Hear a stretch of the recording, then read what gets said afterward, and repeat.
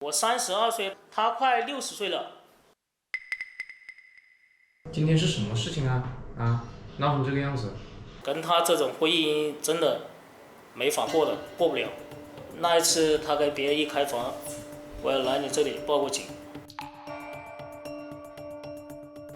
我叫他来，他不来，他把电话直接一关机，找不到他。后面我这个事情就算了，这又是第2次了，还带到我家里去睡觉。他这个人，他说他睡在里面房子，里面房间根本就没人睡，我敢拿脑袋做包票，我敢拿脑袋做包票。我怕你生气。里面房间根本没人睡，我跟你讲，你怕我生气啊？你2个在外面，你扯谎，他都扯对了。我不跟你讲这些，我们只讲证据。昨天如果一回来敲门，我看我不几刀把你们给弄死，我跟你细。哎，这里是派出所啊，你讲话跟我注意点啊。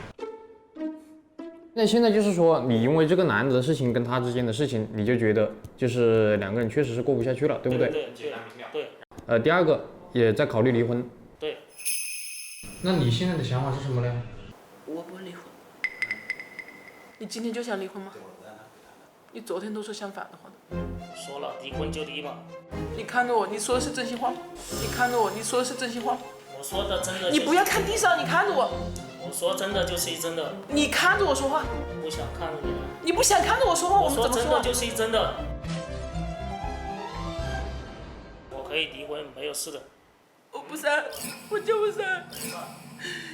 你说好了的，要一辈子不分开，要打我眼睛的，我眼睛不方便，我眼睛要戴墨镜，我心脏也不好。没事，我可以离婚，没有事的。